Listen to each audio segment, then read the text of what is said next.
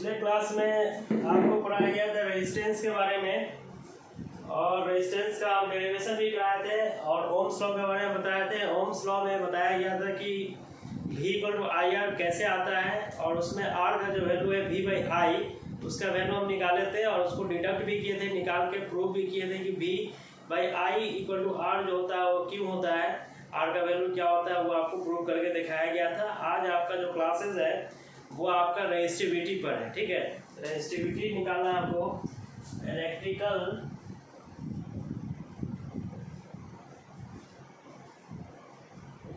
Resistivity, या इसी को हम बोलते हैं स्पेसिफिक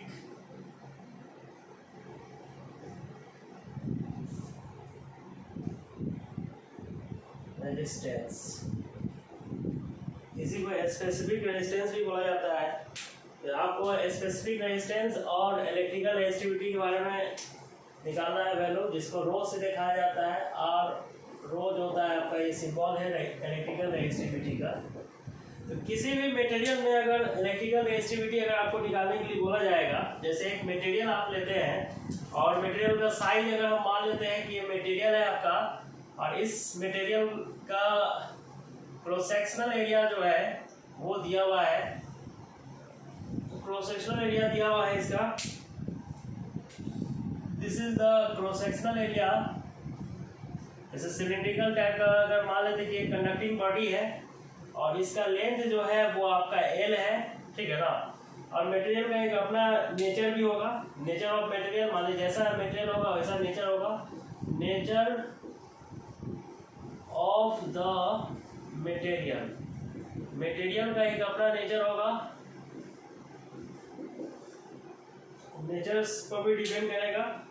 तो रेजिस्टिविटी जो होता है आपका, जैसे रेजिस्टेंस की बात किया जाए, रेजिस्टेंस कुछ फैक्टर पर डिपेंड करता है। रेजिस्टेंस जो होता है आपका कंडक्टर के एरिया ऑफ क्रॉस सेक्शन पर डिपेंड करेगा और लेंथ पर डिपेंड करता है। तो एरिया ऑफ क्रॉस सेक्शन जो आप निकालते हैं तो आपका एरिया ऑफ क्रॉस सेक्शन पर डिपेंड करेगा और लेंथ पर, कि जितना ज़्यादा लंबाई अगर होगा किसी भी कंडक्टर का, लेंथ अगर बहुत बड़ा कर दिया जाए, जैसे कंडक्टर का लेंथ बहुत बड़ा होगा तो रेजिस्टेंस का वैल्यू भी बहुत ज़्यादा होगा। अगर लेंथ कम होगा तो रेजिस्टेंस कम जनरेट होता है, मतलब इम्प्योरिटीज कम आता है उस मटेरियल में, और इम्प्योरिटीज कम आएगा तो रेजिस्टेंस का वैल्यू भी कम आएगा। लंबाई अगर बहुत ज़्यादा होगा वायर का, रेजिस्टेंस का वैल्यू भी बहुत ज़्यादा होगा। मतलब यहाँ पर क्या है कि रेजिस्टेंस होता है इस मटेरियल में वो डिपेंड करता है लेंथ का वो डायरेक्टली प्रोपोर्शनल होता है, मतलब लंबाई जितना ज़्यादा होगा रेजिस्टेंस का वैल्यू उतना ही ज़्यादा होगा आपका, और डिपेंड करेगा आपका एरिया ऑफ क्रॉस सेक्शन पर। मतलब कि एरिया ऑफ क्रॉस सेक्शन, जैसे आप बोलते हैं कि ये रॉड है, लोहा का रॉड है, इसका जो क्रॉस सेक्शन जो होता है ये क्रॉस सेक्शन एरिया पर डिपेंड करेगा। अगर इसका एरिया बहुत ज़्यादा होगा तो ये रेजिस्टेंस जो होता है कम होता है, कम होगा तो ज़्यादा होगा, मतलब रेजिस्टेंस जो होता है इनवर्सली प्रोपोर्शनल होता है एरिया ऑफ क्रॉस सेक्शन का, ठीक है। यहाँ पर क्या है कि हेयर गिवन मटेरियल्स, एक मटेरियल आपका दिया हुआ है, here given material in which length of the material, जो कंडक्टर आप ले रहे हैं उसका एक लेंथ होगा is L and area of cross section जो है is A, then resistance of the conductor depends upon the following factors। Resistance होता है कुछ फैक्टर्स पर डिपेंड करेगा। जैसे आपका फर्स्ट क्या है, रेजिस्टेंस होता है, resistance is directly proportional to the length of the conductor। Conductor के लेंथ का वो डायरेक्टली प्रोपोर्शनल होता है, मतलब R जो होगा वो डायरेक्टली प्रोपोर्शनल होगा L, ठीक है। और आपका रेजिस्टेंस होता है इस मटेरियल का, resistance of the material is inversely proportional होता है,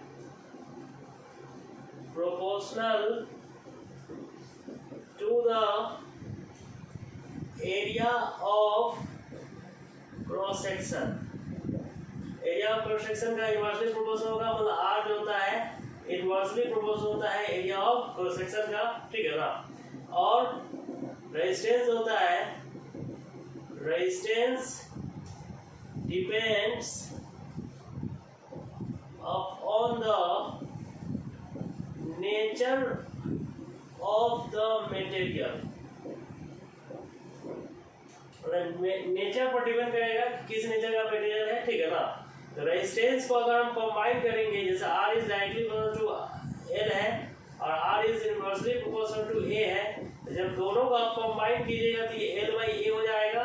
और यहाँ पर एक कांस्टेंट यूज किया जाता है जिसको आप बोलते हैं रेजिस्टिविटी। रेजिस्टिविटी क्या है, उस मटेरियल का एक नेचर रिप्रेजेंट करता है कि उसमें रेजिस्टेंस कितना ज्यादा हो सकता है। Here rho is the proportionality constant, proportionality constant है आपका, इसी को बोलते हैं resistivity, resistivity of the material. उस मटेरियल का ये रेजिस्टिविटी कहलाएगा, रो का वैल्यू जो होगा रेजिस्टिविटी कहलाता है, ठीक है ना। इसको उतारिएगा पहले।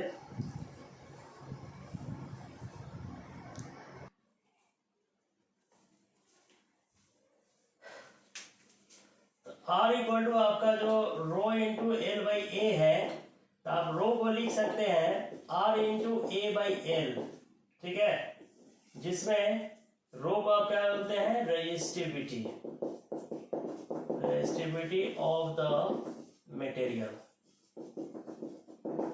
ठीक है। रेजिस्टिविटी एक कहलाता है, तो इसका रेजिस्टिविटी को आप डिफाइन कर सकते हैं, resistivity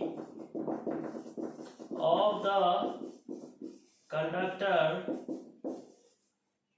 is defined as the resistance of the unit length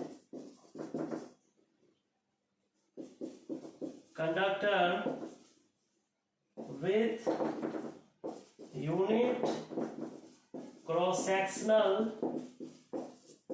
area, मतलब unit length conductor with unit cross sectional area में जो रेजिस्टेंस होता है उसी को हम रेजिस्टिविटी कहते हैं, ठीक है। और रेजिस्टिविटी जो है, अगर मान ली कि ए का वैल्यू आपका 1 मीटर स्क्वायर है और एल का वैल्यू अगर आपका 1 मीटर है, तो रेजिस्टिविटी का वैल्यू क्या होगा, आर इंटू 1/1, मतलब आर के बराबर हो जाएगा। मतलब जो रेजिस्टेंस होगा यूनिट लेंथ या यूनिट एरिया में आपका किसी भी कंडक्टर का, वही आपका क्या कराएगा, रेजिस्टिविटी भी कराएगा, ठीक है। यहाँ पर जो वैल्यू आपका है, तो इसका एसआई यूनिट जो होता है रेजिस्टिविटी का, एसआई यूनिट ऑफ रो, तो रो इक्वल टू क्या है, R into A by L. तो इसका एसआई यूनिट लिखिएगा तो रो रेजिस्टेंस का क्या होता है, ओम होता है, और आपका एरिया क्या होगा, metre square by metre, metre से मीटर कट जाएगा ओम मीटर, मतलब आपका एसआई यूनिट जो होगा, आपका एसआई यूनिट ऑफ रेजिस्टिविटी जो होगा ओम मीटर हो जाएगा, ठीक है ना। इसको आप ओम मीटर पढ़ते हैं, है ना। इसी तरह से इसका डायमेंशन जो होगा,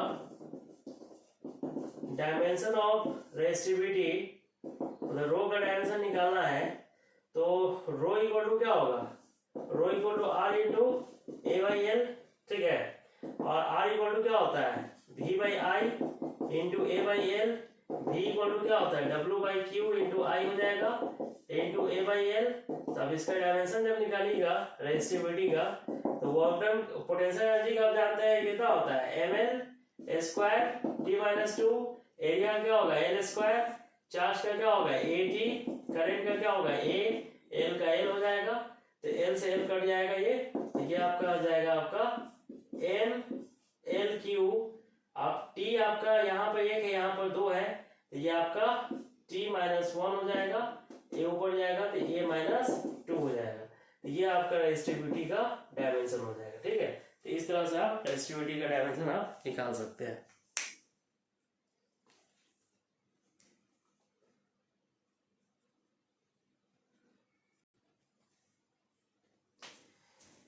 ये t ऊपर जाएगा तो t-3 हो जाएगा।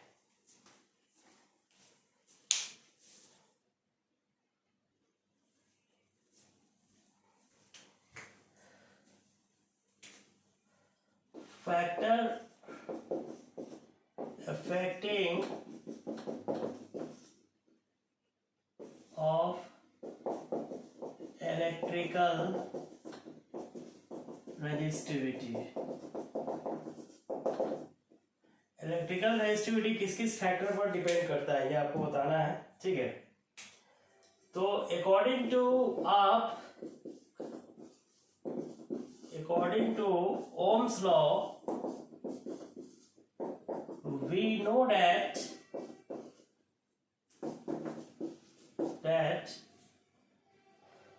V इक्वल टू क्या होता है IR।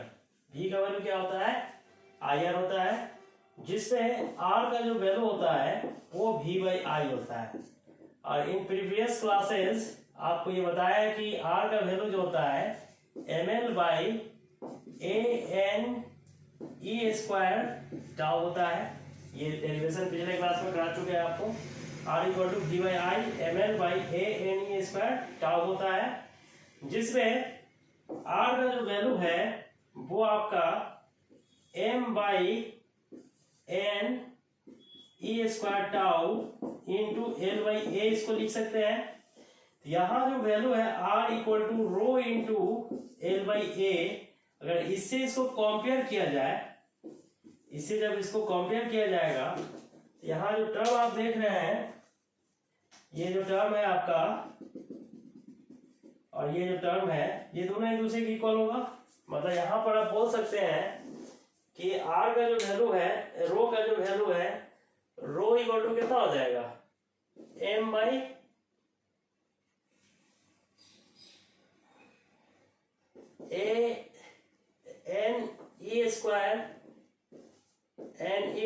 टाउ। रो जो होगा आपका NE² टाउ हो जाएगा, ठीक है ना। यहाँ पर आपका m क्या है, m जो है मास ऑफ द इलेक्ट्रॉन था, इलेक्ट्रॉन का मास था ये। n क्या है, number of free electrons per unit volume, ठीक है। E क्या है, charge of the electron. Tau क्या है, this is the relaxation time, जिस टाइम में इलेक्ट्रॉन ड्रिफ्ट करता है, एक जगह से दूसरे जगह मूव करता है, उसे रिलैक्सेशन टाइम कहते हैं, ठीक है ना।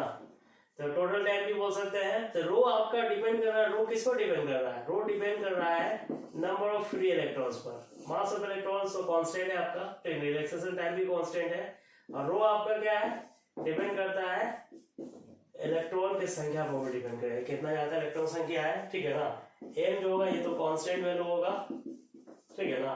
और टाउ जो होगा ये भी क्या होगा, कांस्टेंट होगा। ये सब क्वेश्चन ऑब्जेक्टिव में पूछ देगा कि आपका इलेक्ट्रिकल रेजिस्टिविटी जो होता है किस किस फैक्टर पर डिपेंड करता है। Number of free electrons per unit volume जो होता है उस पर डिपेंड करेगा, और charge of the electrons, charge भी तो कांस्टेंट होगा, ठीक है ना। चार्ज पर डिपेंड नहीं करेगा, रिलैक्सेशन टाइम पर ही कांस्टेंट डिपेंड करेगा कि रिलैक्सेशन टाइम वेरी करेगा, ठीक है। तो चार्ज आपका कांस्टेंट है, ये आपका क्या है, चार्ज ऑफ द इलेक्ट्रॉन है, ये तो कांस्टेंट होता है, ठीक है ना। ये भी कांस्टेंट वैल्यू है। रिलैक्सेशन टाइम वेरी करेगा अकॉर्डिंग टू टेम्परेचर, जैसे टेम्परेचर हम मटेरियल को देंगे तो रिलैक्सेशन टाइम भी आगे पीछे होगा। तो आपका रेजिस्टिविटी जो होता है नंबर ऑफ फ्री इलेक्ट्रॉन्स और आपका रिलैक्सेशन टाइम पर डिपेंड करता है, ठीक है ना। रेजिस्टिविटी जो होता है rho depends upon the two factors, दो फैक्टर्स पर डिपेंड करता है। One is number of free electrons per unit volume, and second is relaxation time, relaxation time पर भी डिपेंड करेगा, ठीक है ना। ये आपका रेजिस्टिविटी का कंडीशंस है। ऑब्जेक्टिव्स में क्वेश्चन पूछा जाता है, इस तरह से पूछेगा तो आपको ये चीज पता होना चाहिए।